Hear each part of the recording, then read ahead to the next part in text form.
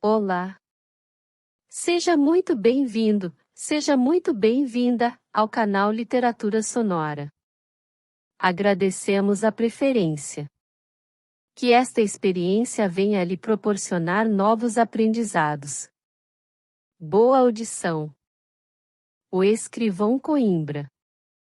Aparentemente há poucos espetáculos tão melancólicos como um ancião comprando um bilhete de loteria. Bem considerado, é alegre, essa persistência em crer, quando tudo se ajusta ao descrer, mostra que a pessoa é ainda forte moça. Que os dias passem e com eles os bilhetes brancos, pouco importa, o ancião estende os dedos para escolher o número que há de dar a sorte grande amanhã, ou depois, um dia, enfim, porque todas as coisas podem falhar neste mundo, menos a sorte grande a quem compra um bilhete com fé. Não era a fé que faltava ao escrivão Coimbra. Também não era a esperança. Uma coisa não vai sem outra. Não confundas a fé na fortuna com a fé religiosa. Também tivera esta em anos verdes e maduros, chegando a fundar uma irmandade, a Irmandade de São Bernardo, que era o santo de seu nome, mas aos 50, por efeito do tempo ou de leituras, achou-se incrédulo. Não deixou logo a irmandade, a esposa pôde contê-lo no exercício do cargo de mesário e levava-o às festas do santo, ela, porém, morreu, e o viúvo rompeu de vez com o santo e o culto. Resignou o cargo da mesa e fez-se irmão remido para não tornar lá. Não buscou arrastar outros nem obstruir o caminho da oração, ele é que já não rezava por si nem por ninguém. Com amigos, se eram do mesmo estado de alma, confessava o mal que sentia da religião. Com familiares, gostava de dizer pilhérias sobre devotas e padres. Aos 60 anos já não cria em nada, fosse do céu ou da terra, exceto a loteria. A loteria sim, tinha toda a sua fé e esperança. Poucos bilhetes comprava a princípio, mas a idade e depois a solidão vieram apurando aquele costume e o levaram a não deixar passar loteria sem bilhete. Nos primeiros tempos, não vindo a sorte grande, prometia não comprar mais bilhetes, e durante algumas loterias cumpria a promessa. Mas lá aparecia alguém que o convidava a ficar com um bonito número, comprava o número e esperava.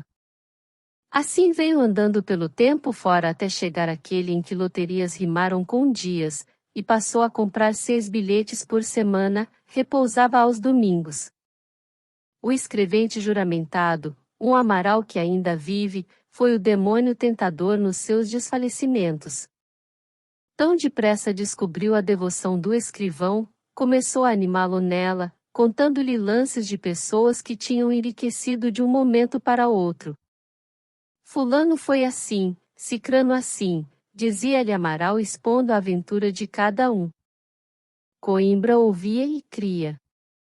Já agora cedia às 1000 maneiras de convidar a sorte, a que a superstição pode emprestar certeza, número de uns altos, soma de umas custas, um arranjo casual de algarismos, tudo era combinação para encomendar bilhetes, comprá-los e esperar. Na primeira loteria de cada ano comprava o número do ano, empregou este método desde 1884. Na última loteria de 1892 inventou outro, trocou os algarismos da direita para a esquerda e comprou o número 2981. Já então não cansava por 2 razões fundamentais e uma acidental. Sabeis das primeiras, a necessidade e o costume, a última é que a fortuna negaciava com gentileza. Nem todos os bilhetes saíam brancos. Às vezes, parecia de propósito, Coimbra dizia de um bilhete que era o último e não compraria outro se lhe saísse branco, corria a roda, tirava 50.000 réis, ou 100, ou 20, ou ainda o mesmo dinheiro. Quer dizer que também podia tirar a sorte grande, em todo caso, aquele dinheiro dava para comprar de graça alguns bilhetes. Comprar de graça era sua própria expressão.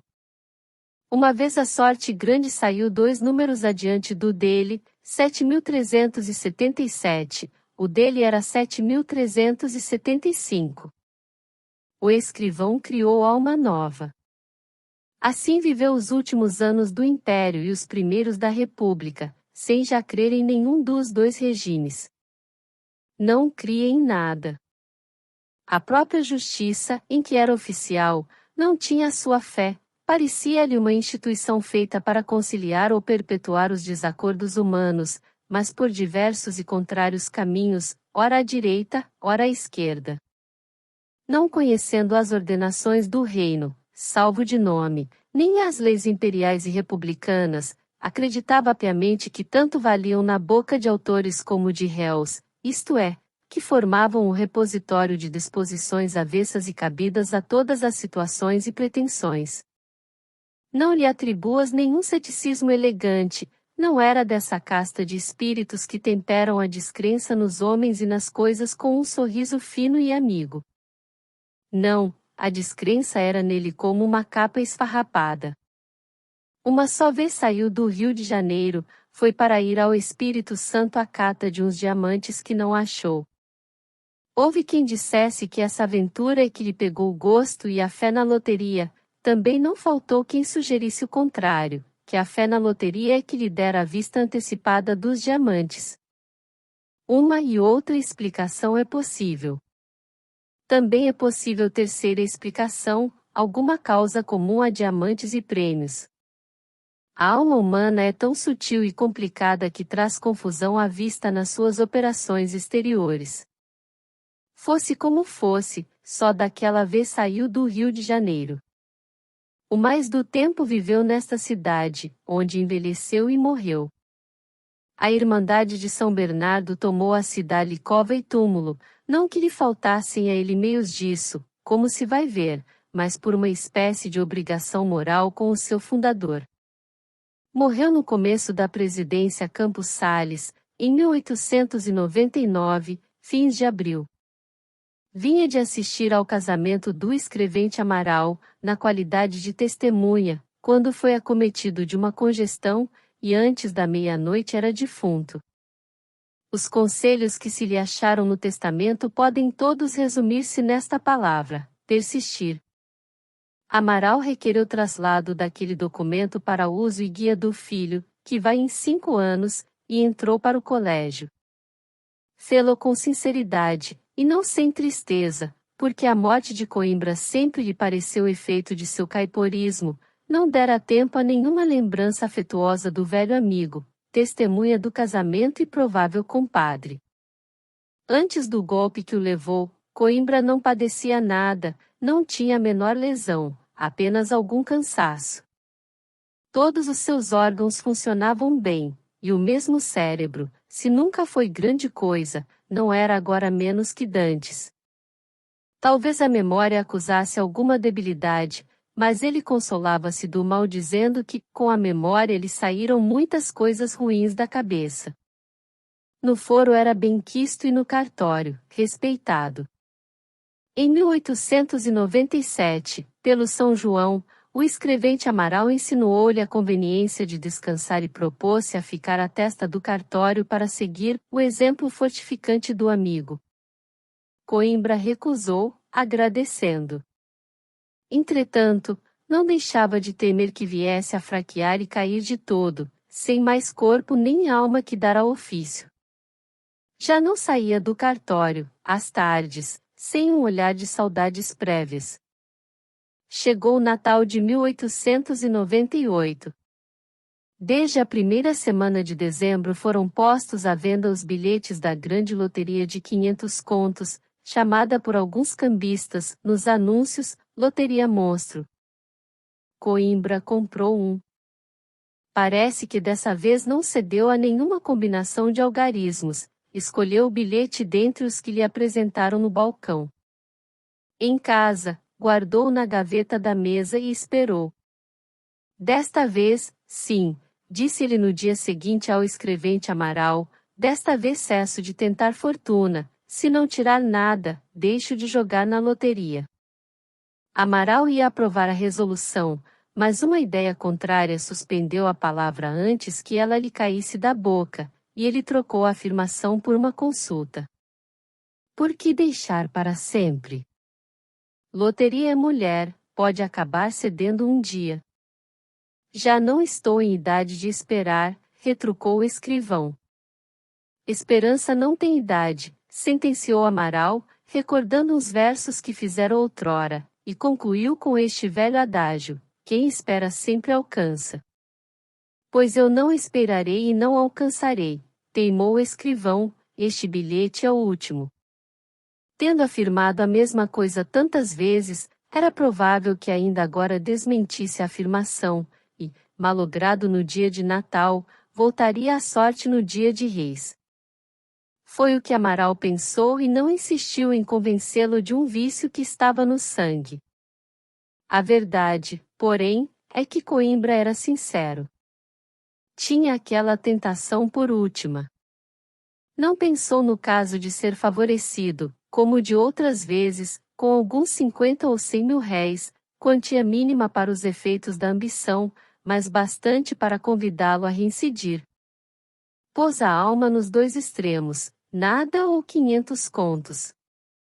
Se fosse nada, era o fim.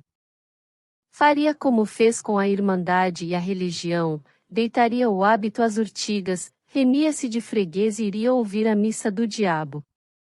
Os dias começaram a passar, como eles costumam, com as suas 24 horas iguais umas às outras, na mesma ordem, com a mesma sucessão de luz e trevas, trabalho e repouso. A alma do escrivão aguardava o dia 24, véspera do Natal, quando devia correr a roda, e continuou os traslados, juntadas e conclusões dos seus autos. Convém dizer, em louvor deste homem, que nenhuma preocupação estranha lhe tirara o gosto à escrivania, por mais que preferisse a riqueza ao trabalho. Só quando o dia 20 alvoreceu e pôs a menor distância a data fatídica é que a imagem dos 500 contos veio interpor-se de vez aos papéis do foro. Mas não foi só a maior proximidade que trouxe este efeito, foram as conversas na rua e no mesmo cartório acerca de sortes grandes, e, mais que conversas, a própria figura de um homem beneficiado com uma delas, 5 anos antes. Coimbra receberá um tal Guimarães, testamenteiro de um importador de sapatos, que ali foi assinar um termo. Enquanto se lavrava o termo, alguém que ia com ele perguntou-lhe se estava habilitado para a loteria do Natal. Não, disse Guimarães. Também nem sempre há de ser feliz.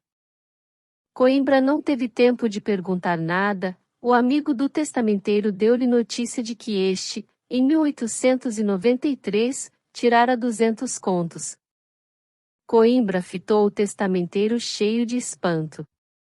Era ele, era o próprio, era alguém que, mediante uma pequena quantia e um bilhete numerado, entrará na posse de 200 contos de réis. Coimbra olhou bem para o homem. Era um homem, um feliz. 200 contos? Disse ele para ouvir a confirmação do próprio. 200 contos, repetiu Guimarães. Não foi por meu esforço nem desejo, explicou, não costumava comprar, e daquela vez quase quebrou a cabeça ao pequeno que me queria vender o bilhete, era um italiano. Guardate, signore, implorava ele metendo-me o bilhete à cara. Cansado de ralhar, entrei num corredor e comprei o bilhete. 3 dias depois tinha o dinheiro na mão. 200 contos. O escrivão não errou o termo porque nele já os dedos é que eram escrivães, realmente, não pensou em nada mais que decorar esse homem, reproduzi-lo na memória, escrutá-lo, bradar-lhe que também tinha bilhete para os 500 contos do dia 24 e exigir-lhe o segredo de os tirar. Guimarães assinou o termo e saiu. Coimbra teve ímpeto de ir atrás dele, apalpá-lo, ver se era mesmo gente, se era carne, se era sangue. Então era verdade? Havia prêmios? Tiravam-se prêmios grandes? E a paz com que aquele sujeito contava o lance da compra. Também ele seria assim, se lhe saíssem os 200 contos, quanto mais os 500. Essas frases cortadas que aí ficam dizem vagamente a confusão das ideias do escrivão. Até agora trazia em si a fé, mas já reduzida a costume só, um costume longo e forte, sem assombros nem sobressaltos. Agora havia um homem que passará de nada a 200 contos com um simples gesto de fastio. Que ele nem sequer tinha o gosto e a comichão da loteria, ao contrário, quis quebrar a cabeça da fortuna, ela, porém, com olhos de namorada, fê-lo trocar a impaciência em condescendência, pagar-lhe 5 ou 10 mil réis, e 3 dias depois. Coimbra fez todo o mais trabalho do dia automaticamente. De tarde, caminhando para casa, foi-se-lhe metendo na alma a persuasão dos 500 contos. Era mais que os 200 do outro, mas também ele merecia mais, teimando como vinha de anos estirados, desertos e brancos, mal borrifados de algumas centenas, raras, de 1000 réis. Tinha maior direito que o outro, talvez maior que ninguém. Jantou, foi à casa pegada, onde nada contou pelo receio de não tirar coisa nenhuma e rirem-se dele. Dormiu e sonhou com o bilhete e o prêmio, foi o próprio cambista que lhe deu a nova da felicidade. Não se lembrava bem, de manhã, se o cambista o procurou ou se ele procurou o cambista, lembrava-se bem das notas, eram parece que verdes, grandes e frescas. Ainda apalpou as mãos ao acordar, pura ilusão. Ilusão embora, deixará-lhe nas palmas a maciez do sonho, o fresco, o verde, o avultado dos contos. Ao passar pelo Banco da República pensou que poderia levar ali o dinheiro, antes de o empregar em casas, títulos e outros bens. Esse dia 21 foi pior, em ânsia, que o dia 20. Coimbra estava tão nervoso que achou o trabalho demasiado, quando de ordinário ficava alegre com a concorrência de papéis. Melhorou um pouco, à tarde, mas, ao sair, entrou a ouvir meninos que vendiam bilhetes de loteria, e esta linguagem, gritada da grande banca pública, novamente lhe fez agitar a alma. Ao passar pela igreja onde era venerada a imagem de São Bernardo, cuja irmandade ele fundou, Coimbra deitou olhos saudosos ao passado. Tempos em que ele cria. Outrora faria uma promessa ao santo, agora. Infelizmente não. Suspirou consigo. Sacudiu a cabeça e guiou para casa. Não jantou sem que a imagem do santo viesse espreitá-lo 2 ou 3 vezes, com o olhar seráfico e o gesto de imortal bem-aventurança. Ao pobre escrivão vinha agora mais esta mágoa, este outro deserto árido e maior. Não cria, faltava-lhe a doce fé religiosa, dizia consigo. Saiu a passeio, à noite, para encurtar caminho, enfiou por um beco. Deixando o beco, pareceu-lhe que alguém chamava por ele, voltou a cabeça e viu a pessoa do santo, agora mais celeste, já não era a imagem de madeira, era a pessoa, como digo, a pessoa viva do grande doutor cristão. A ilusão foi tão completa que lhe pareceu ver o santo estender-lhe as mãos, e nelas, as notas do sonho, aquelas notas largas e frescas. Imagina essa noite de 21 e amanhã de 22. Não chegou ao cartório sem passar pela igreja da Irmandade e entrar outra vez nela. A razão que deu a si mesmo foi saber se a gente local trataria a sua instituição com o zelo do princípio. Achou lá o sacristão, um velho zeloso que veio para ele com a alma nos olhos, exclamando: Vossa Senhoria por aqui. Eu mesmo, é verdade. Passei, lembrou-me saber como é aqui tratado o meu hóspede. Que hóspede? Perguntou o sacristão sem entender a linguagem figurada. O meu velho São Bernardo. Ah! São Bernardo. Como há de ser tratado um santo milagroso como ele é? Vossa Senhoria veio à festa deste ano? Não pude. Pois esteve muito bonita. Houve muitas esmolas e grande concorrência. A mesa foi reeleita, sabe? Coimbra não sabia, mas disse que sim, e sinceramente achou que devia sabê-lo, chamou-se descuidado, relaxado, e voltou para a imagem olhos que supos contritos e pode ser que o fossem. Ao sacristão pareceram devotos. Também este elevou os seus à imagem e fez a reverência habitual, inclinando meio corpo e dobrando a perna. Coimbra não foi tão extenso, mas imitou o gesto. A escola vai bem, sabe? Disse o sacristão. A escola? Ah. Sim. Ainda existe? Se existe. Tem 79 alunos. Tratava-se de uma escola que, ainda em tempo da esposa do escrivão, a Irmandade fundara com o nome do santo, a Escola de São Bernardo. O desapego religioso do escrivão chegará ao ponto de não acompanhar a prosperidade do estabelecimento, quase esquecê-lo de todo. Ouvindo a notícia, ficou pasmado. No tempo dele não houve mais de uma dúzia de alunos, agora eram 79. Por algumas perguntas sobre a administração, soube que a Irmandade pagava um diretor e 3 professores. No fim do ano ia haver a distribuição dos prêmios, grande festa a que esperavam trazer o arcebispo.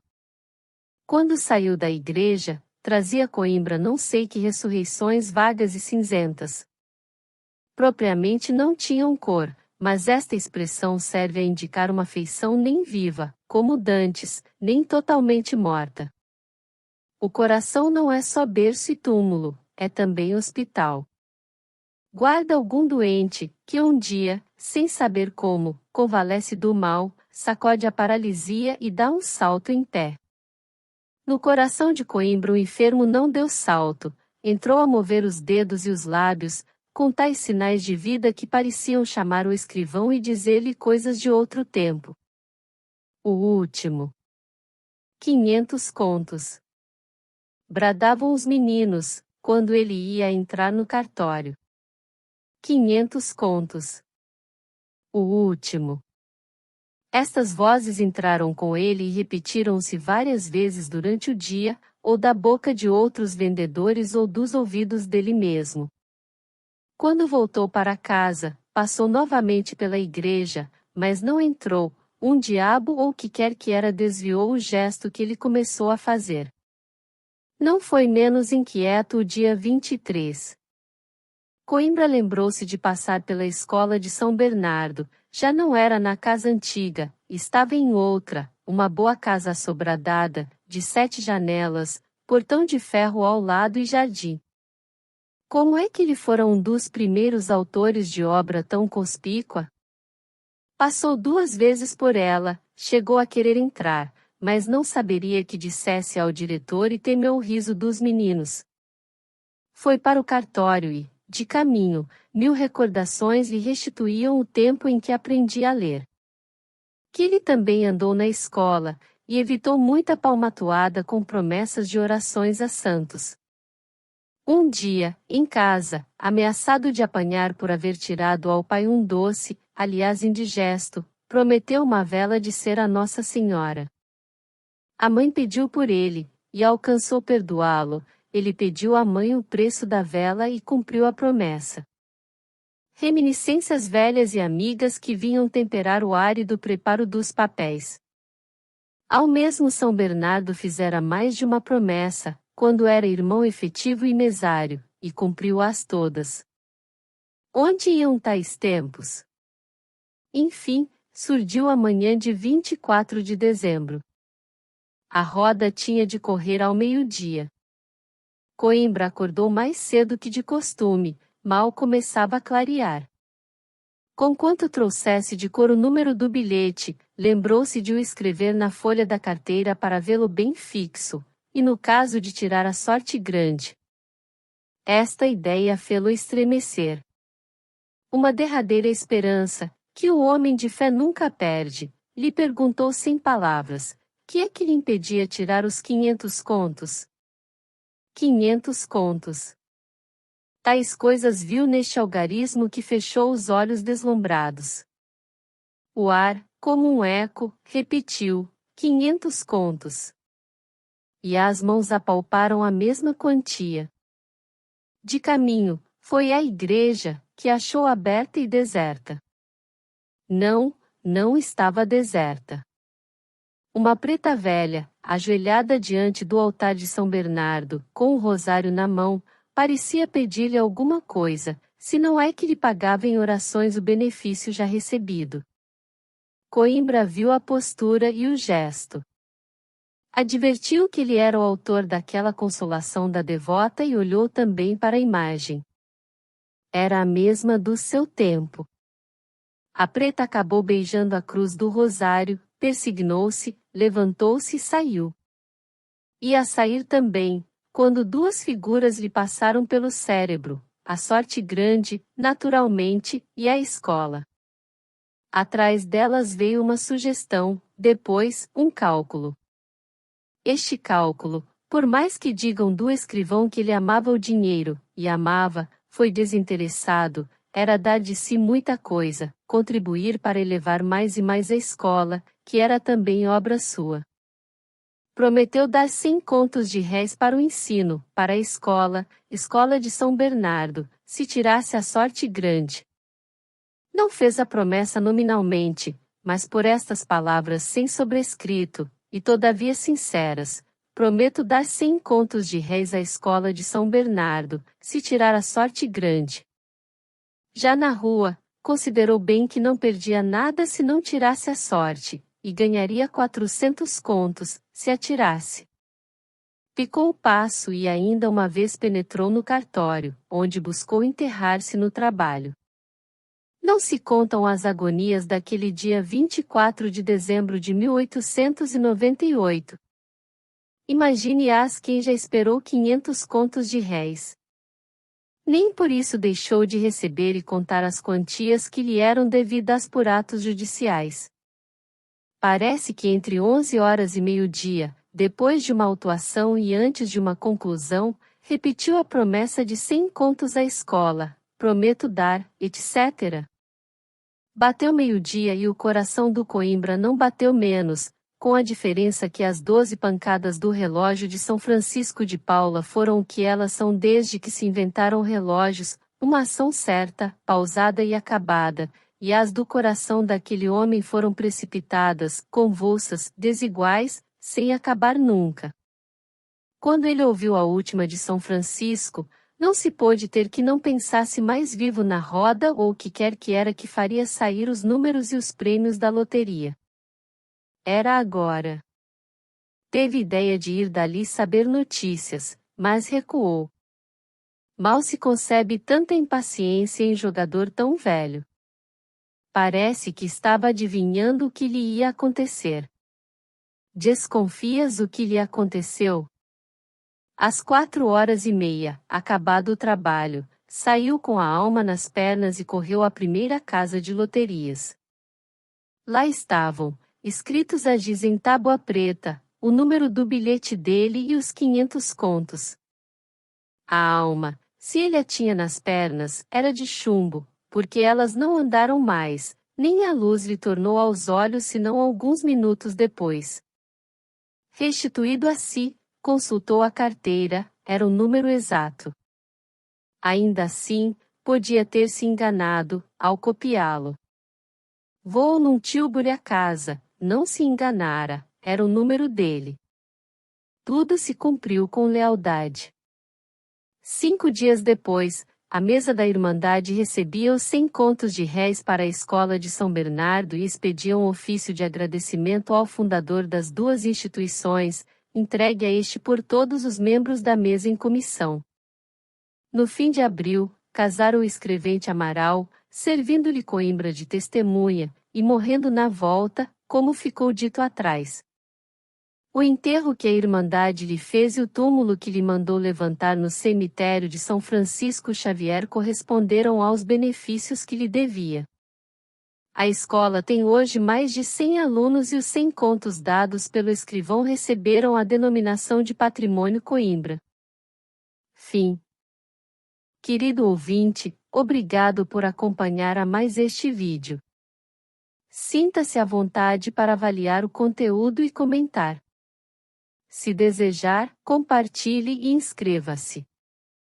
Um grande abraço para você.